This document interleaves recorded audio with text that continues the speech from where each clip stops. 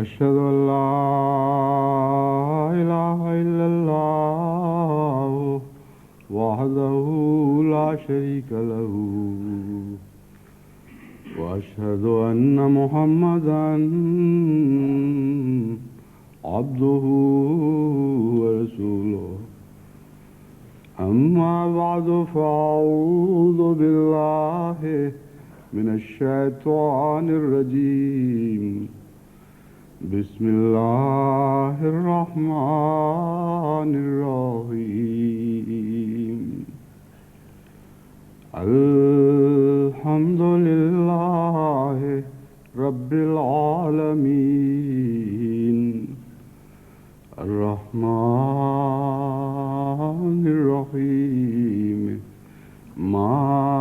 مالك يوم الدين إياك نعبد وإياك نستعين اهدنا الصراط المستقيم صراط الذين أنعمت عليهم غير المغضوب عليهم ولا الضالين.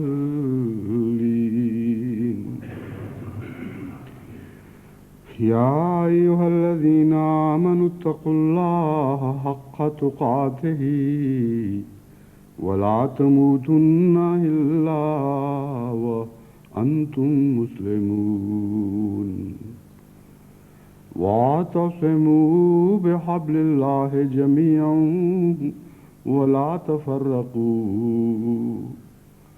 واذكروا نعمة الله عليكم إذ كنتم أعداء فألف بين قلوبكم فأصبحتم بنعمته إخوانا وكنتم على شفا حفرة من النار فأنقذكم منها كذلك يبين الله لكم آياته لعلكم تعتدون ولتكن منكم أمة يدعون إلى الخير ويأمرون بالمعروف وينهون عن المنكر وأولئك هم المفلحون. ولا تكونوا كالذين تفرقوا واختلفوا من بعد ما جاءهم البينات وأولئك لهم عذاب عظيم. يوم تبيض وجوه وتسود وجوه فأما الذين اسودت وجوههم أكفرتم بعد إيمانكم فذوقوا العذاب بما كنتم تكفرون. وأما الذين ابيضت وجوههم ففي رحمة الله هم فيها خالدون. آج 26 مئی کا دن ہے اور یہ دن حضرت اقدس مسیح موعود علیہ الصلوۃ والسلام کے وصال کا دن ہے. یوں تو انبیاء کی پیدائش کے دن اور وفات کے دن جہاں تک مذہبی تاریخ کا تعلق ہے ان کی قوموں نے نہیں منائے، یعنی اس مستند تاریخ کا جہاں تک تعلق ہے جو قرآن کریم میں ملتی ہے اور جو صحف مقدسہ گزشتہ میں ملتی ہے. جہاں تک روایات کا تعلق ہے اور بعد میں جاری ہونے والی عادات کا تعلق ہے، یہ دن ضرور منائے گئے اور آج بھی منائے جاتے ہیں. بس اس پہلو سے سب سے پہلے تو میں جماعت کے سامنے یہ مضمون کھولنا چاہتا ہوں کہ انبیاء کی پیدائش اور وصال کے دنوں کی اپنی ایک عظمت ضرور ہے اور وہ دن شعائر اللہ میں شامل ہو جاتے ہیں، لیکن اگر وہ دن منانے ہوں تو شاعر کی نسبت کے ساتھ اسی شان کے مطابق منانے چاہیے. یعنی ان دنوں میں خصوصیت کے ساتھ اللہ کا ذکر بلند کرنا چاہیے اور اس پیغام کو پیش نظر رکھنا چاہیے جو پیغام لے کر یہ خدا کے برگزیدہ لوگ دنیا میں آیا کرتے ہیں. محض شمع روشن کرنا یا اچھے کپڑے پہننا یا اور خوشیوں کے اظہار گلیوں میں نکل کر کرنا ہرگز ان دنوں کے شایان شان نہیں ہیں. بس اس پہلو سے ہمیشہ ہی جماعت احمدیہ کا یہی مسلک رہا ہے اور اگرچہ بعض اوقات ظاہری طور پر بھی جماعت احمدیہ نے حضرت صلی اللہ علیہ وآلہ وسلم کی پیدائش کے دن روشنیاں بھی جلائیں اور جھنڈیاں بھی لگائیں، لیکن کچھ عرصے کے بعد حضرت مسلم موعود نے اس رواج کو اسی خطرے کے پیش نظر ختم کر دیا کہ کہیں جماعت احمدیہ بھی ظاہری رسم و رسوم کا شکار ہو کر نہ رہ جائے اور ان مقدس ایام کو جو شاعر اللہ ہیں اس احترام کے ساتھ منانا چھوڑ دے جو در حقیقت ان کا حق ہے۔ پس حضرت مسیح موعود علیہ الصلوۃ والسلام کے وصل کے دن کی مناسبت سے میں نے آج قرآن کریم کی ان آیات کا انتخاب کیا ہے جن میں اس موقع کی مناسبت سے جماعت احمدیہ کے لیے اہم پیغامات ہیں، اور اس مضمون پر غور کرتے ہوئے میں نے یہ سمجھا کہ دراصل اس میں حضرت اقدس محمد مصطفیٰ صلی اللہ علیہ وآلہ وسلم کے وصال کی پیشگوئی کی گئی تھی جو قریب آ چکا تھا۔ یہ آیات سورہ آل عمران سے لی گئی ہیں اور آل عمران کا اکثر حصہ حضور صلی اللہ علیہ وآلہ وسلم کی آخری عمر میں نازل ہوا ہے، اور بعض آیات تو آپ کے وصال سے کچھ دن پہلے نازل ہوئیں۔ بس معلوم ہوتا ہے کہ ان آیات کا تعلق حضرت صلی اللہ علیہ وآلہ وسلم کے وصال کے قرب سے تھا، اور اسی نسبت سے بعض اہم نصائح مسلمانوں کو کی گئیں۔ بس حضرت مسیح موعود علیہ الصلوۃ والسلام کے وصل کے دن بھی میں نے یہی مناسب سمجھا کہ انہی آیات کی زبان میں آپ کے سامنے خدا تعالیٰ کا منشا رکھوں۔ اللہ تعالیٰ فرماتا ہے، یا ایھا الذین آمنوا اتقوا اللہ حق تقاتہ ولا تموتن الا وانتم مسلمون، کہ اے وہ لوگو جو ایمان لائے ہو اللہ کا تقوی اختیار کرو، ایسا تقوی جیسا کہ تقوی کا حق ہے، ولا تموتن الا وانتم مسلمون،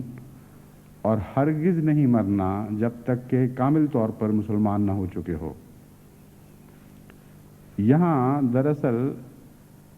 حق تقاتہ ہی سے حضرت صلی اللہ علیہ وآلہ وسلم کے تقوی کی طرف اشارہ تھا، اور اس مضمون کو نہ سمجھنے کے نتیجے میں بہت سے مفسرین نے بہت ٹھوکریں کھائیں اور بعض بنیادی غلطیاں کیں جس کا عالم اسلام کو نقصان پہنچا۔ ایک طرف وہ اس آیت کو پڑھتے تھے کہ اے لوگو جو ایمان لائے ہو اللہ کا تقوی ایسا اختیار کرو جیسا کہ تقوی کا حق ہے، دوسری طرف اس آیت کو پڑھتے تھے کہ واتقوا اللہ ما استطعتم، کہ اللہ کا تقوی اختیار کرو جہاں تک توفیق ہے۔ چنانچہ انہوں نے اس مضمون کو نہ سمجھ کر کہ پہلی آیت میں کس کے تقوی کا ذکر ہو رہا ہے، یہ سمجھ لیا کہ بعد میں خدا نے آسانی پیدا کر دی اور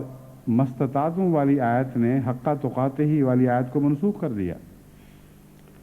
چنانچہ بڑے بڑے اعلیٰ پائے کے مفسرین بھی اس غلطی میں مبتلا ہوئے، اور جیسا کہ عام طور پر رواج ملتا ہے بعض غلط احادیث حضرت ابن عباس کی طرف منسوب کر کے بیان کی جاتی ہیں، تو ایک روایت حضرت ابن عباس کی طرف بھی منسوب ہے کہ آپ نے فرمایا کہ مستطاعتم والی آیت نے حق تقاتہ والی آیت کو منسوخ کر دیا، حالانکہ دوسری اس سے زیادہ مستند حضرت ابن عباس رضی اللہ تعالیٰ عنہ کی روایت ملتی ہے کہ ہرگز ان میں تضاد نہیں ہے اور کسی آیت نے دوسری کو منسوخ نہیں کیا۔ بہرحال جو غلطی کھانے کی وجہ ہے وہ دراصل یہی ہے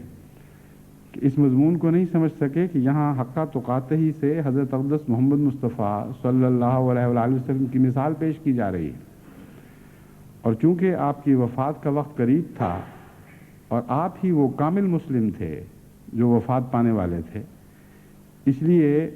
اس عظیم واقعہ کی طرف اشارہ کرتے ہوئے مسلمانوں کو ان کی ذمہ داری کا احساس دلایا گیا کہ اس رہنما کے تم متبع ہونے کا دعویٰ کرتے ہو جس نے خدا کے تقوی کا حق ادا کر دیا اور جس کی وفات کامل اسلام پر ہوگی، بس تمہیں بھی چاہیے کہ تم اس کی پیروی کی کوشش کرو۔ بس دوسری آیت میں مستطاعتم سے مراد یہ ہے کہ حضرت محمد مصطفیٰ صلی اللہ علیہ وآلہ وسلم نے جس طرح تقویٰ کا کامل حق ادا کیا، اس طرح تم وہ حق ادا کرنے کی کوشش کرو جہاں تک توفیق ہے۔ بس ایک آیت دوسری پر روشنی ڈال رہی ہے، نہ کہ متضاد ہے، اور مراد یہ ہے کہ تم لوگوں کی استطاعتیں مختلف ہیں۔ حقہ تقاتہ ہی اصل مضمون ہے، جہاں جا کر بات کامل ہوتی ہے۔ تم میں سے ہر ایک کو یہ توفیق نہیں مل سکتی، بلکہ شاذ ہی کسی کو یہ توفیق مل سکتی ہے کہ حضرت صلی اللہ علیہ وآلہ وسلم کی طرح تقویٰ کا حق ادا کر سکو۔ بس تم پر یہ فرض ضرور ہے کہ یہ حق ادا کرنے کی کوشش کرتے رہو، اور اس حالت میں جو بھی مرے گا وہ اس آیت کے دوسرے حصے کو بھی پورا کرنے والا ہوگا کہ لا تموتن الا وانتم مسلمون، کیونکہ مسلمون کا ایک معنی تو المسلمون ہے، یعنی کامل طور پر مسلمان،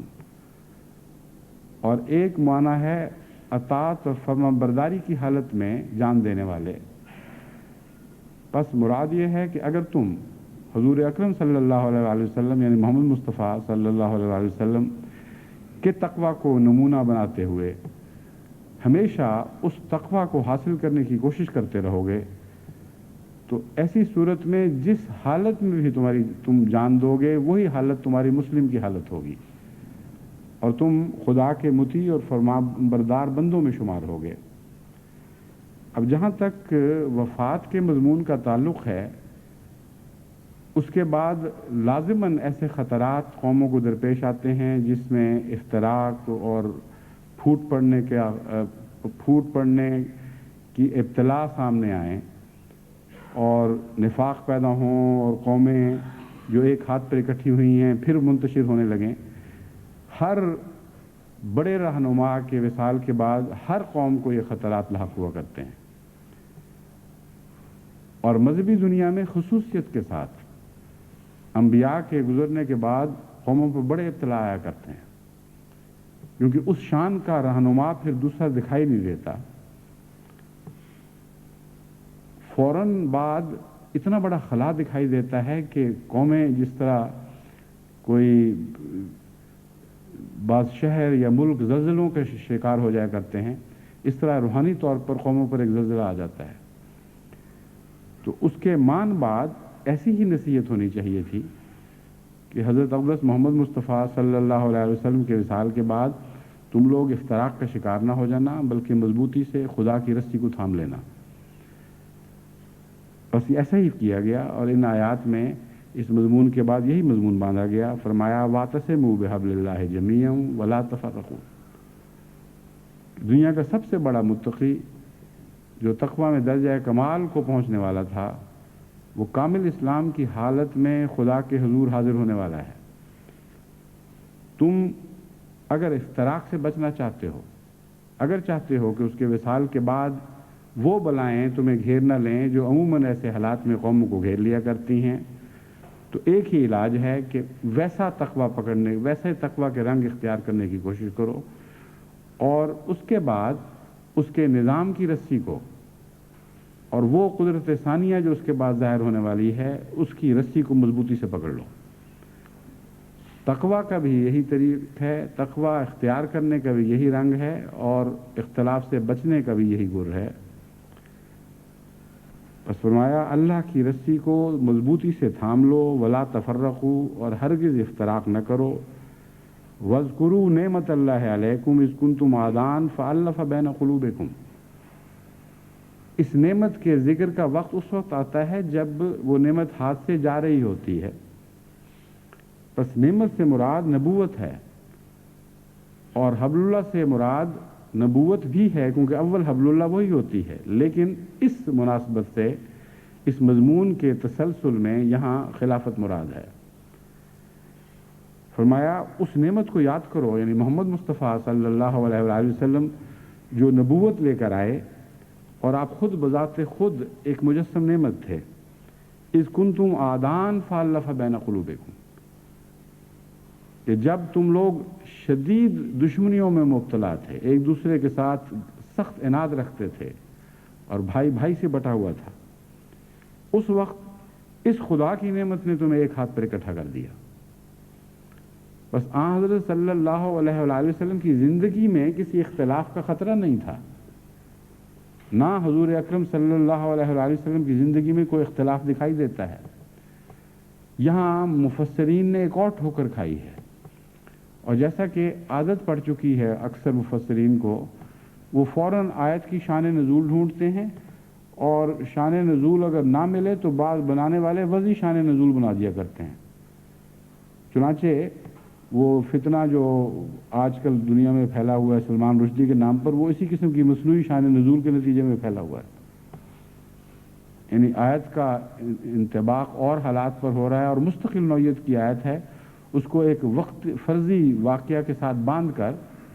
وہ ایک نہایت ہی فتنے کا مضمون پیدا کر دیا گیا۔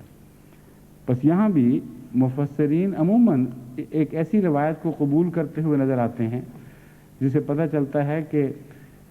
حضرت رسول اکرم صلی اللہ علیہ وآلہ وسلم کے غلام، انصار اور مہاجر سب اکٹھے بیٹھے ہوئے بڑی محبت سے ایک دوسرے سے پیار کی باتیں کر رہے تھے، ایمان کے تذکرے ہو رہے تھے، خدا کا ذکر چل رہا تھا کہ ایک یہودی وہاں پہنچا اور اس کو شدید تکلیف ہوئی۔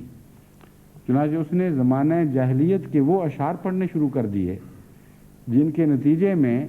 اوس اور خزرج قبائل کی پرانی دشمنیاں بیدار ہو گئیں اور وہ ایک دوسرے سے لڑنے مرنے پر تیار ہو گئے۔ یعنی ایسے نازک ایمان تھا ان کا، ایسی عارضی محبت تھی نعوذ باللہ من ذالک کہ وہ خدا کے ذکر میں مگن اور مدہوش اور خدا کے پیار کی باتیں کرنے والے، اور حضرت اقدس محمد مصطفیٰ صلی اللہ علیہ وآلہ وسلم کے عہد بیت میں ایک جان ہوئے بیٹھے تھے کہ اچانک ایک شریر نے پرانے زمانے کے اشعار پڑھ کے ان کی دشمنیاں بھڑکا دی۔ ایسی گند، غلط، فرضی، بیہودہ، بے سر و پا روایات نے اسلام کی تاریخ کو داغ کیا ہوا ہے، اور کم فہمی کی وجہ سے،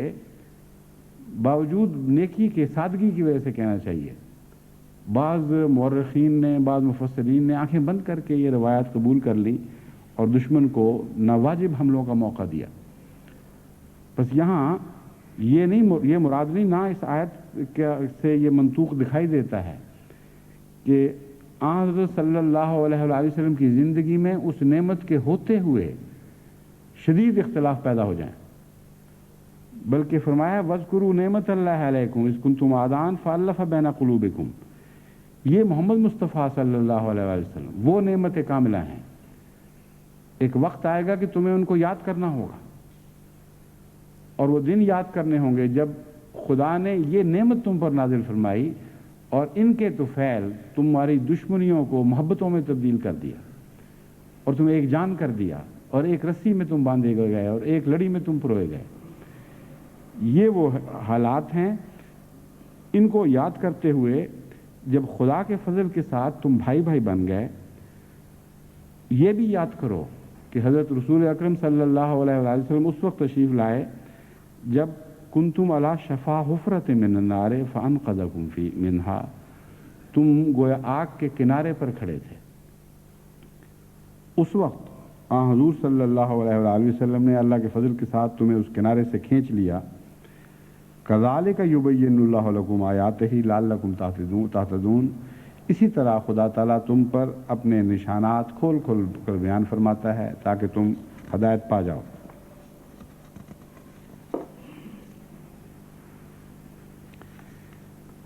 بس یہاں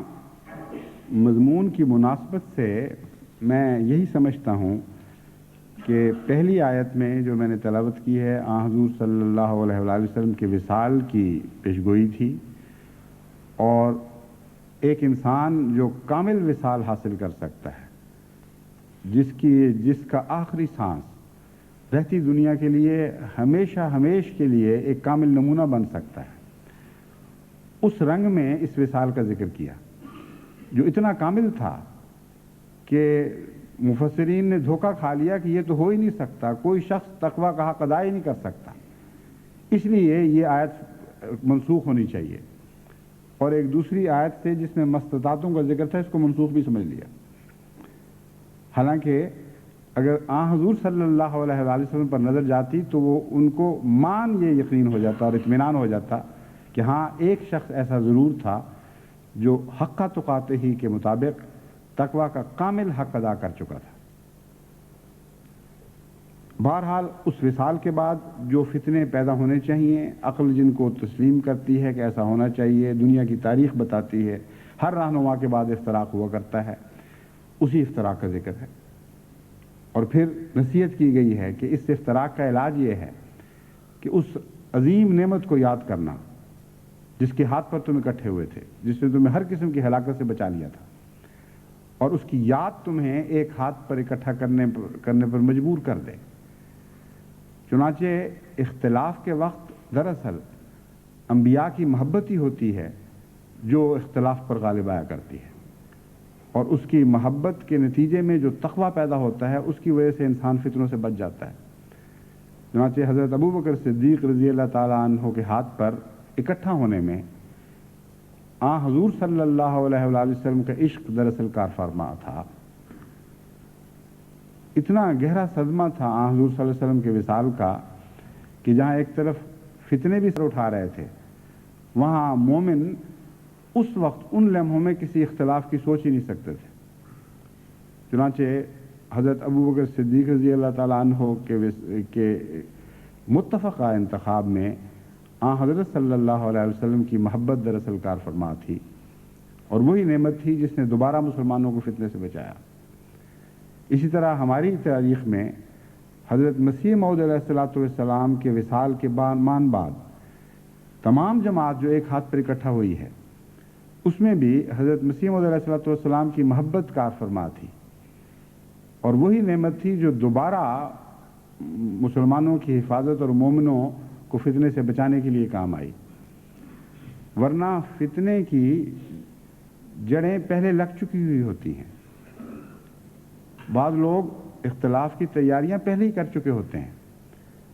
چنانچہ حضور صلی اللہ علیہ وآلہ وسلم کے وصال کے بعد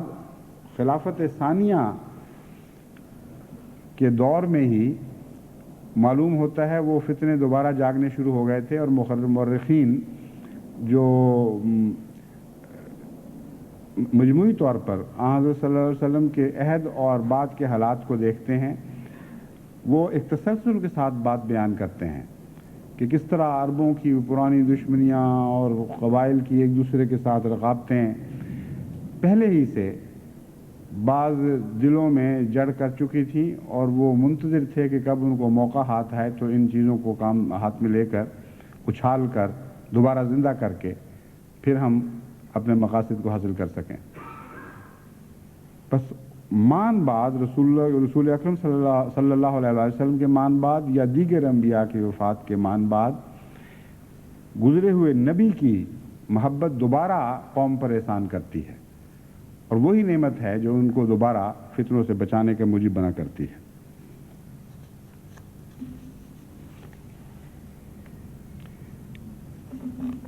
جماعت احمدیہ کو اس بات کو پیش نظر رکھنا چاہیے کہ جس اتفاق پر زور دیا گیا ہے، یہ اتفاق دراصل ایمان کی نشانی ہے، اور حبل اللہ سے چمٹے رہنے کی ایک ظاہری علامت ہے۔ ورنہ ہر شخص یہ کہہ سکتا ہے کہ میں نے خدا کی رسی کو مضبوطی سے پکڑا ہوا ہے اور میں اس سے جدا نہیں ہوتا۔ اگر ہر شخص اپنے اس دعویٰ میں سچا ہو تو ایسی جماعت میں کوئی اختلاف نہیں ہو سکتا، ناممکن ہے۔ جہاں حبل اللہ پر ہاتھ کمزور ہو جائے اور گرفت ڈھیلی پڑ جائے، وہیں سے انسان سرکنا شروع ہو جاتا ہے، اور پھر اختلاف کی راہیں پیدا ہو جاتی ہیں۔ پس حضرت صلی اللہ علیہ وآلہ وسلم کے بعد مجھے کامل یقین ہے کہ خلافت راشدہ ہی حبل اللہ تھی، اور اس حبل اللہ کے ساتھ تعلق میں جب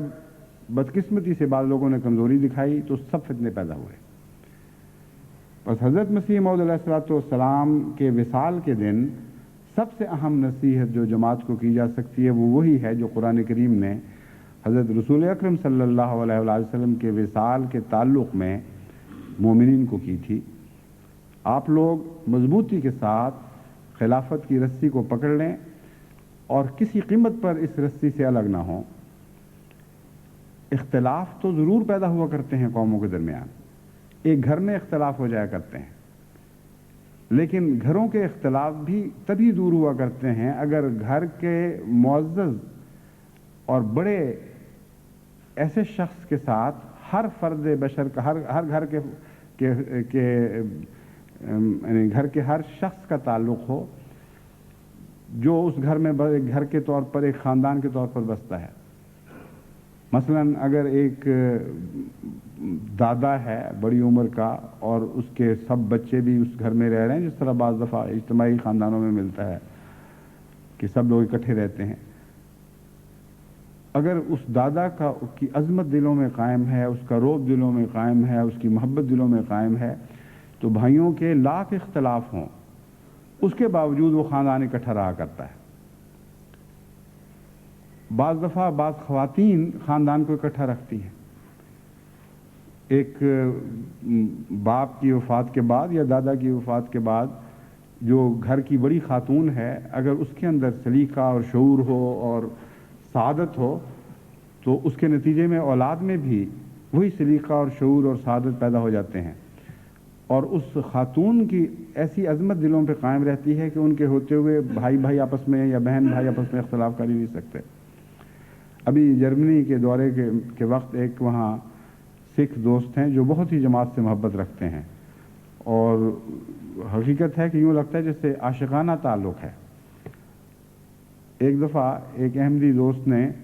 ان کی موجودگی میں مجھے فون کیا تو ایک دم انہوں نے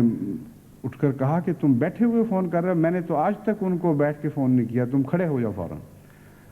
اب ہم تو ایسی رسموں کے قائل نہیں ہیں، لیکن میں ان کی محبت کا اظہار بتانا چاہتا ہوں۔ بے اختیار انہوں نے اتنے جذبے سے کہا کہ وہ بیچارہ بھی فوراً ڈر کے مارے کھڑا ہو گیا کہ ان پر برا اثر نہ پڑے۔ تو یہ ان کے عشق کا حال ہے۔ انہوں نے اصرار کیا کہ آپ ہمارے گھر ضرور آئیں۔ وہ ایک بڑا خاندان ہے اور اس خاندان کے متعلق مجھے علم ہے ان کے ذریعے بھی دوسرے ذریعے سے بھی کہ وہ آپس میں اکٹھے ہیں اور بہت ہی محبت کا تعلق ہے۔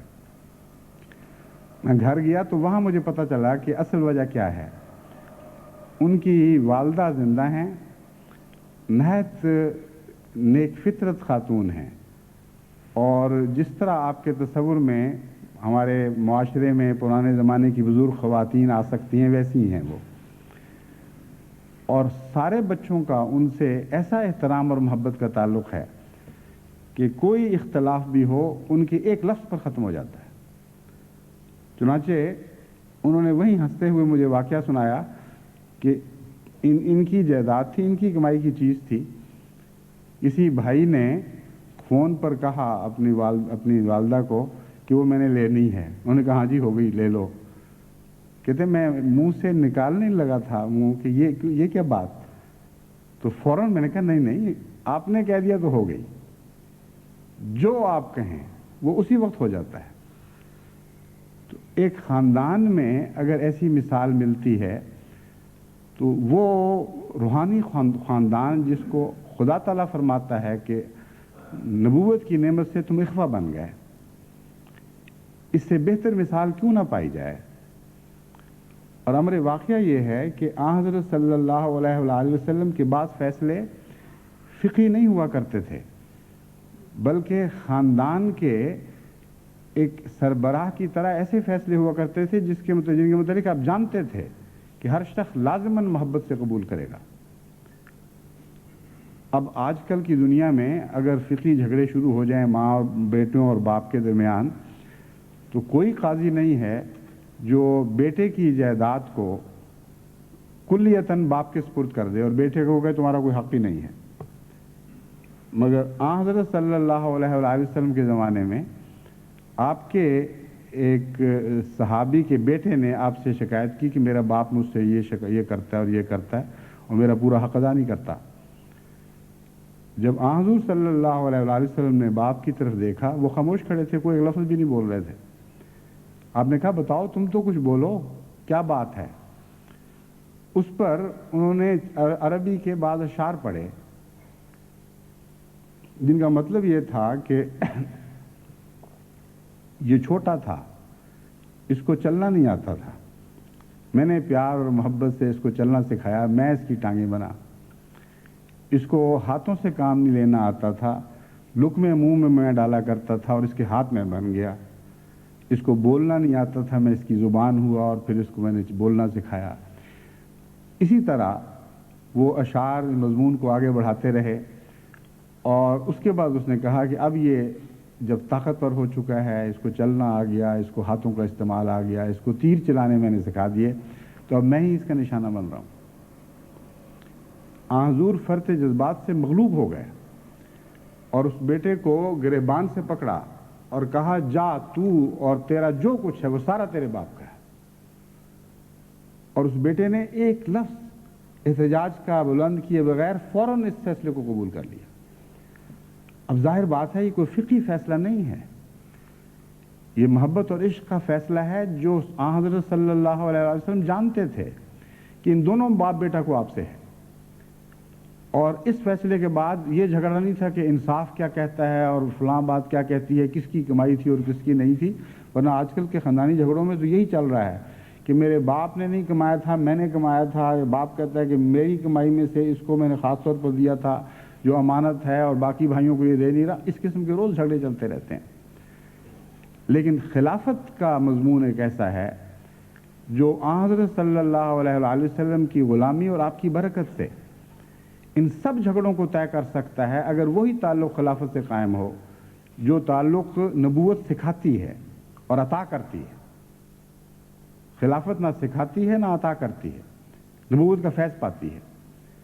اور وہی فیض ساری جماعت میں عام ہو جاتا ہے۔ میرا یہ تجربہ ہے کہ بہت سے لوگ مجھے خط لکھتے ہیں کہ جناب ہم تو آپ کے ایسے عاشق و فدائی ہیں کہ جو آپ کہیں، اب ہم کہیں کہ ہماری ساری جائیداد کسی کی ہو جائے تو ہم وہ کر دیں گے، اور جب ان کا اقتضائی جھگڑا چل پڑے اور میں فیصلہ کروں تو کہتے ہیں اچھا یہ انصاف ہے، اس گدی پہ آپ بیٹھے ہوئے ہیں کہتے ہیں انصاف کرو اور خود انصاف نہیں آتا، اور منتیں کر کے کوشش کر کے مجھے مجبور کر رہے ہوتے ہیں کہ آخری اپیل ہماری آپ سنیں، کیونکہ نچلے لوگ سارے غیر متقی تھے اور آخری تقوی آپ کے پاس ہے، ہم آپ کی بات مانیں گے۔ وہ فیصلہ ان کے خلاف یہ ہو جاتا ہے۔ تو اگر آپ نے اتفاق سے رہنا ہے، اگر ایک امت واحدہ بننا ہے اور اس ساری صدی میں ساری دنیا کو امت واحدہ میں تبدیل کرنا ہے، تو حبل اللہ کو اس طرح پکڑیں جس طرح اول حبل اللہ کو صحابہ نے پکڑا تھا، اور جب وہ حبل اللہ جدا ہونے والی تھی تو بعد میں آنے والی حبل اللہ کی پیشگوئی کی گئی، اور اسی پیشگوئی کو حضرت مسیح موعود علیہ الصلوۃ والسلام نے قدرت ثانیہ کے طور پر پیش کیا ہے۔ اگر آپ سب یہ سمجھیں اور یقین رکھیں، جیسا کہ واقعہ یہ ہے کہ خلیفہ وقت ہر ایک میں برابر ہے اور ہر ایک سے محبت کرتا ہے، اور بعض دفعہ وہ ایسے فیصلے بھی کر سکتا ہے، اور میں نے کیے ہیں جن میں انصاف کے جھگڑوں سے بالا ہو کر محبت کے مضمون کو پیش نظر رکھتے ہوئے، اپنائیت کے مضمون کو پیش نظر رکھتے ہوئے، بعضوں پر بلند توقعات رکھتے ہوئے کہ وہ اس وقت قربانی کریں گے، ایسے فیصلے کرتا ہوں کہ جن کے متعلق میں جانتا ہوں کہ اس کے بغیر حل ممکن نہیں ہے، اور وہ انصاف کا فیصلہ اس قسم کا نہیں جو قضائی فیصلہ ہے، ہرگز نہیں۔ ہاں جب قضائی فیصلوں کا وقت آتا ہے تو پھر یہ مضمون الگ ہو جاتا ہے، اس وقت میں خالصتاً قضائی فیصلے کرتا ہوں۔ لیکن وہ لوگ جو قضائی فیصلوں میں بھی ناانصافی کے الزام لگاتے ہیں، وہ دوسرے فیصلے سننے کے مجاز ہی نہیں ہو سکتے، وہ تو برداشت ہی نہیں کر سکتے کوئی ایسا فیصلہ جس میں خاندان کے سربراہ کے طور پر محبت اور پیار کے فیصلے کیے جائیں، جیسا کہ حضرت صلی اللہ علیہ وسلم نے بعض موقع پر کیے۔ تو حبل اللہ کے مضمون کو آپ سمجھیں، اگر آپ نے اتفاق اور محبت سے دنیا میں رہنا ہے تو خلیفہ وقت سے جو بھی ہو، جب بھی ہو، ایسا تعلق قائم کریں جس تعلق کا ایک نمونہ وہ سکھ خاندان دکھا رہا ہے، جس کا میں نے ذکر کیا ہے کہ جرمنی میں آباد ہے، اور خدا کے فضل سے لکھوک ہا کے مالک ہیں، کروڑ ہا کے مالک ہیں، لیکن کسی بھائی کے درمیان، کسی بھائی بہن کے درمیان کوئی جھگڑا نہیں، کیونکہ وہ بزرگ ماں زندہ ہے جس کا لفظ ان کے لیے قانون بنا ہوا ہے۔ بعض دفعہ ایسے حالات پیدا ہو جاتے ہیں کہ ایک انصاف کا تقاضا پورا کیا جائے تو جھگڑے طے نہیں ہو سکتے، کیونکہ بعض لوگ ضدی ہوتے ہیں اور فساد قائم رہتا ہے۔ اس وقت اس خیال سے کہ ایک شخص زیادہ شریف سعید فطرت ہے، اگر اس کے خلاف بھی فیصلہ کیا جائے تو وہ مان جائے گا، ایسا فیصلہ کرنا پڑتا ہے۔ جیسا کہ میں نے کہا ہے، قضائی نہیں بلکہ اس کی محبت پر اعتماد کرتے ہوئے، اس پر بھروسہ کرتے ہوئے۔ اپنے گھر میں بچوں کے اختلافات میں نے کئی دفعہ دیکھا ہے اس طرح۔ ایک دفعہ دو بچیوں کی آپس میں لڑائی شروع ہو گئی کسی بات پر۔ میں نے ایک فیصلہ کیا، ایک بچی نے کہا کہ ہیں ابا یہ کیا، آپ تو کہتے ہیں سچی بات کروں گا۔ میں نے کہا یہ سچی بات ہی ہے، مجھے پتا ہے کہ تم مان جاؤ گی اور تم قربانی کرو گی، اس پہ مجھے اتنی امید نہیں۔ فوراً اس نے سر پھینک دیا، اس نے کہا بالکل ٹھیک ہے، مجھے منظور ہے۔ تو توقعات کے بلند ہونے سے معاملہ انصاف سے بڑھ کر احسان میں آ جاتا ہے، لیکن اگر کوئی انصاف کا مطالبہ کر دے گا تو پھر لازماً خلیفہ وقت کو تنزل کر کے انصاف کے مضمون میں اترنا پڑے گا، انصاف کی منزل پر واپس آنا پڑتا ہے پھر۔ لیکن عموماً ایسے موقعوں پر یہ فیصلہ کیا جاتا ہے جہاں پتہ ہے کہ وہ فریق انصاف کا مطالبہ کرے گا نہیں، بلکہ احسان کی فضا میں ہی سانس لینا اپنے لیے زیادہ پسند کرے گا۔ بس یہ وہ مضمون ہے جس کی میں آپ کو نصیحت کرتا ہوں۔ میں ہوں یا میرے بعد دوسرے خلفاء ہوں، ان کے ساتھ ایسا تعلق قائم کریں جو ایک خاندان کے ایسے سربراہ کے ساتھ ہوا کرتا ہے کہ انسان اپنی چیز سمجھتا نہیں، ہر چیز اس کی سمجھتا ہے اور اس کے فیصلوں کو پھر اس نظر سے دیکھتا ہے۔ ایسی صورت میں کبھی جماعت میں کوئی اختلاف باقی نہیں رہے گا۔ اختلاف ہوں گے لیکن وہ ہٹ جایا کریں گے، دور ہو جایا کریں گے۔ دوسری نصیحت اس ضمن میں یہ ہے کہ اپنے ذاتی اختلافات کو جماعت کی طرف منتقل نہ کیا کریں۔ یہ ایک بہت ہی خطرناک عادت ہے کہ بعض لوگ اپنے خاندانی جھگڑوں کو، اپنے ذاتی تعلقات کو نظام جماعت کی طرف منتقل کر دیتے ہیں۔ یعنی جب وہ نظام جماعت میں کسی عہدے پر قائم فائز کیے جاتے ہیں تو گروہ بندی اپنے تعلقات کی بنا پر کرتے ہیں، یا بعض لوگ ان سے اطاعت کا تعلق توڑ لیتے ہیں اس لیے کہ وہ دوسرے گروہ سے ان کے نزدیک تعلق رکھتا ہے، خواہ وہ حقیقت میں رکھتا ہو یا نہ رکھتا ہو۔ ایسی جماعتوں میں نے دیکھا ہے سب سے لمبے فساد چلتے ہیں، اور اکثر ایسی جماعتیں جہاں ہمیشہ جھگڑے ہوتے ہی چلے جاتے ہیں، ٹھیک ہی نہیں ہوتے، ان میں بنیادی نقص یہی ہوتا ہے کہ بعض جماعتیں خاندانی تعصبات اور گروہوں میں بٹ چکی ہوتی ہیں، اور جب کوئی عہدیدار آئے وہ سمجھتا ہے کہ اب مجھے وقت مل گیا ہے کہ میں اس عہدے کو استعمال کرتے ہوئے دوسرے خاندان کو نیچا دکھاؤں، یا اگر کوئی متقی اوپر آ جائے تو دوسرے اعتماد نہیں کرتے، پھر وہ اس کی ہر بات پہ بدظنی کرتے ہیں۔ وہ سمجھتے ہیں کہ یہ چونکہ فلاں گروہ سے، فلاں خاندان سے تعلق رکھتا ہے، اس نے ہمیں نیچا دکھانا ہی دکھانا ہے۔ بس تقوی سے کام لیں، یہ مضمون ہی تقوی سے شروع ہوا ہے۔ اتقوا اللہ حق تقاتہ ہی۔ اگر تم تقوی کا حق ادا کرنے کی کوشش نہیں کرو گے تو پھر تمہارے اختلاف کبھی دور نہیں ہوں گے۔ بس پہلی آیت میں اختلاف دور کرنے کے لیے یا اختلافات سے بچنے کے لیے ایک بہت ہی گہرا اور دائمی سبق عطا فرما دیا گیا جس کا استعمال کبھی بھی انسان کو مایوس نہیں کر سکتا۔ اختلاف دور کرنے کی جان تقوی ہے، اور حضرت صلی اللہ علیہ وآلہ وسلم چونکہ تقوی کے اعلیٰ مراتب پر فائز تھے، بلکہ کائنات کے سب سے زیادہ متقی انسان تھے، اس لیے اس تقوی کی برکت ہی تھی کہ آپ نے لڑتوں ہوں کو ایک کر دیا۔ بس جو خود متقی ہو، یہ کیسے ہو سکتا ہے کہ وہ خود لڑائی کا موجب بن جائے؟ جس کا تقوی اس عظمت کا حامل ہو کہ دوسروں کو ایک کر رہا ہو، ایسے شخص سے افتراق کا کوئی سوال ہی نہیں پیدا ہو سکتا۔ بس تقوی کا اعلیٰ تقاضا یہی ہے کہ آپ لوگ خدا کے نام پر اکٹھے ہوں اور اپنے فیصلوں میں کبھی بھی جنبہ داری اور رشتہ داری یا آپس کے اختلافات کو جماعتی حالات میں داخل ہونے کی اجازت نہ دیں، اور ہر موقع پر، ہر صورت میں وہاں انصاف پر قائم رہیں۔ بس پہلا مضمون احسان کا مضمون ہے خلافت کے ساتھ تعلق میں، اور یہ مضمون انصاف کا مضمون ہے اور عدل کے اعلیٰ تقاضوں کے پورے کرنے کی طرف میں آپ کو متوجہ کرتا ہوں۔ جماعت، نظام جماعت میں آپ ہمیشہ عدل کے اعلیٰ تقاضے پورے کریں۔ یہ مضمون بیان کرنے کے بعد اللہ تعالیٰ فرماتا ہے وَلْتَكُن مِّنكُمْ أُمَّةٌ يَدْعُونَ إِلَى الْخَيْرِ وَيَأْمُرُونَ بِالْمَعْرُوفِ وَيَنْهَوْنَ عَنِ الْمُنكَرِ وَأُولَٰئِكَ هُمُ الْمُفْلِحُونَ، کہ تم میں سے ایک ایسی جماعت ہونی چاہیے جس کا کام صرف یہ ہو کہ وہ لوگوں کو نیکی کی طرف بلائے اور نیک باتوں کی تعلیم دے اور بدی سے روکے، اور یہی لوگ کامیاب ہونے والے ہیں۔ یہاں امتن کا معنی عموماً مفسرین یہ لیتے ہیں کہ تم میں سے ایک حصہ ہو صرف، یعنی باقی لوگ بے شک نصیحتیں نیک کاموں کی نہ کریں، برے کاموں سے نہ روکیں، لیکن تم میں سے ایک حصہ ہو جو یہ کام کرے۔ میں سمجھتا ہوں کہ امتن میں جو نکرے کا استعمال ہے وہ عظمت کے لیے ہے۔ وَلْتَكُن مِّنكُمْ أُمَّةٌ، تم میں ایک عظیم قوم ایسی پیدا ہو جانی چاہیے، اپنی کثرت کے لحاظ سے اور اپنے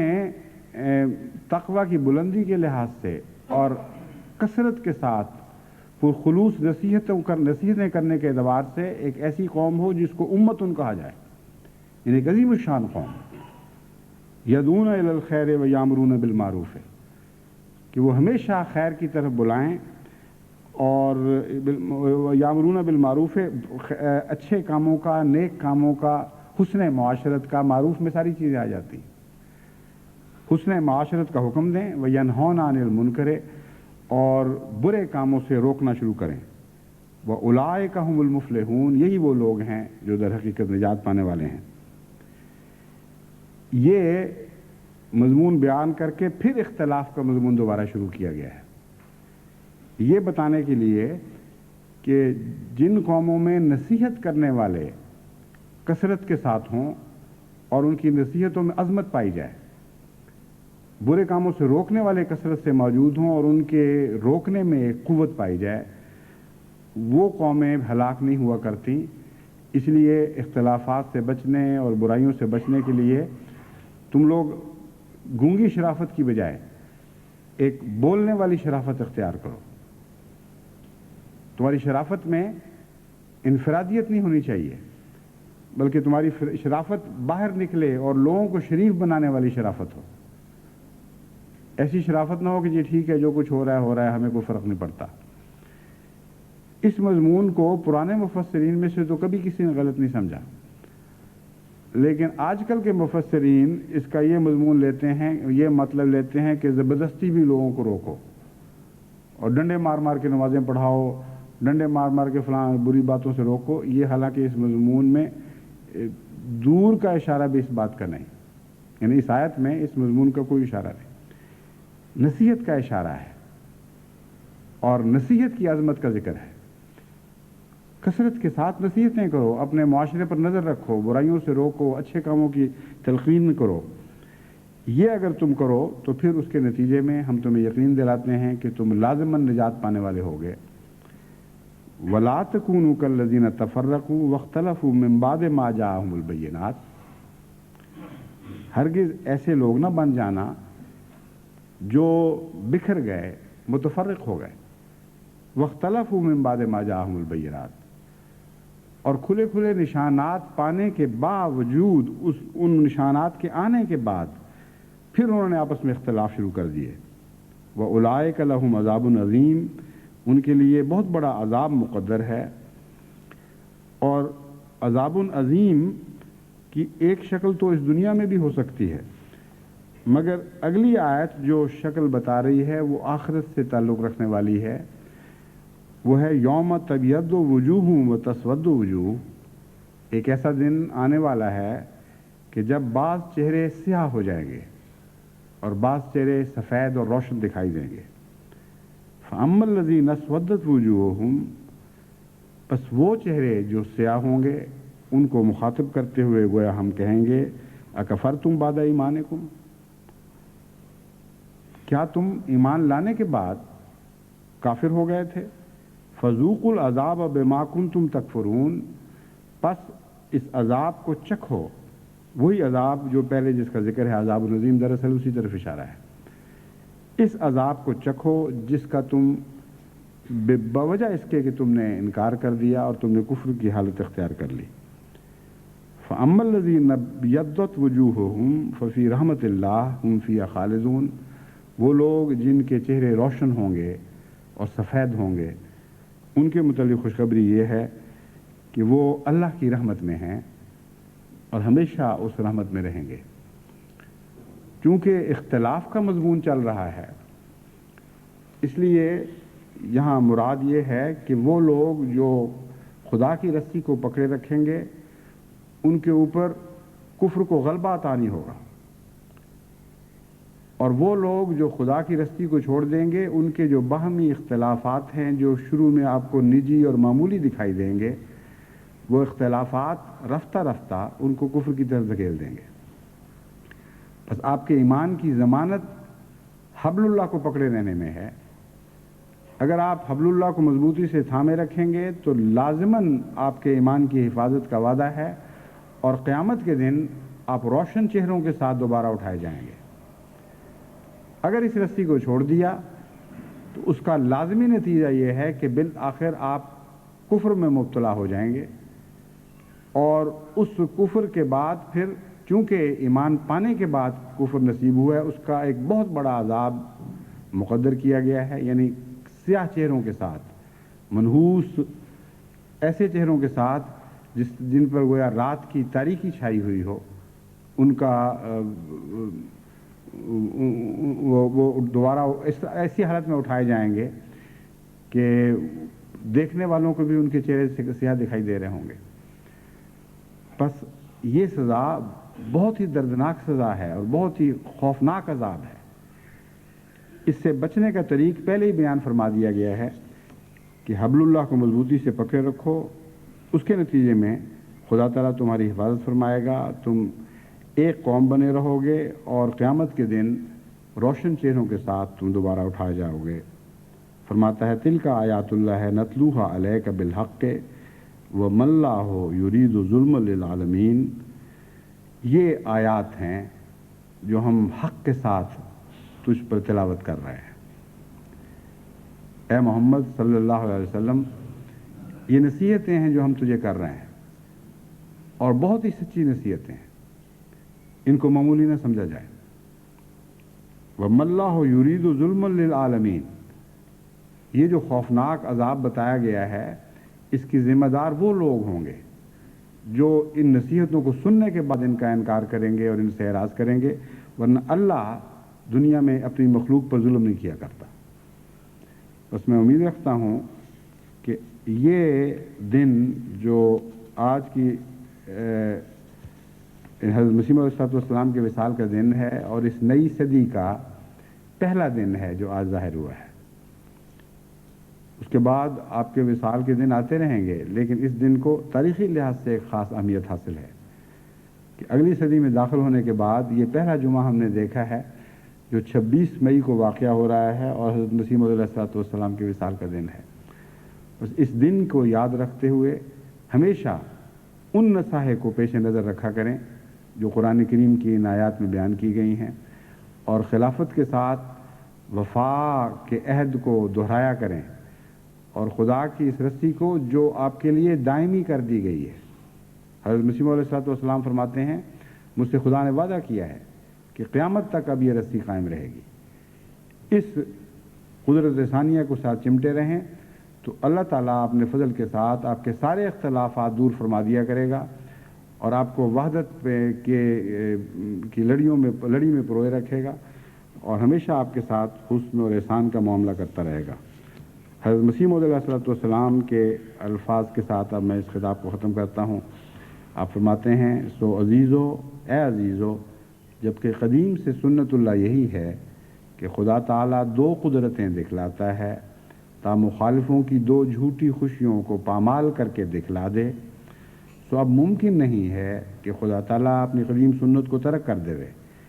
اس لیے تم میری اس بات سے جو میں تمہارے پاس بیان کی جو میں نے تمہارے پاس بیان کی غمگین مت ہو اور تمہارے دل پریشان نہ ہو جائیں، کیونکہ تمہارے لیے دوسری قدرت کا بھی دیکھنا ضروری ہے، اور اس کا آنا تمہارے لیے بہتر ہے کیونکہ وہ دائمی ہے۔ بہت ہی عظیم الشان خوشخبری دی گئی ہے۔ وہ قدرت دائمی ہے جس کا سلسلہ قیامت تک منقطع نہیں ہوگا، اور وہ دوسری قدرت نہیں آ سکتی جب تک میں نہ جاؤں،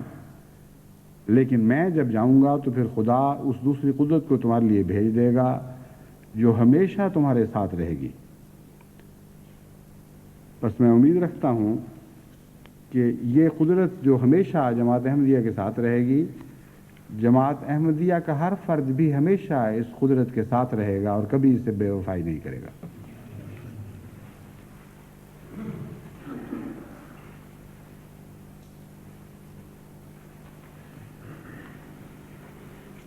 الحمدللہ نحمدہ ونستعینہ ونستغفرہ ونؤمن بہ ونتوکل علیہ ونعوذ باللہ من شرور انفسنا ومن سیئات اعمالنا من یہدہ اللہ فلا مضل لہ ومن يضلله فلا هادي له ونشهد أن لا إله إلا الله وحده لا شريك له ونشهد أن محمدا عبده ورسوله عباد الله رحمكم الله ان اللہ یامر بالعدل والإحسان وإیتاء ذی القربى وینہی عن الفحشاء والمنکر والبغی یعظکم لعلکم تذکرون اذکروا اللہ یذکرکم وادعوه يستجب لكم ولذكر الله أكبر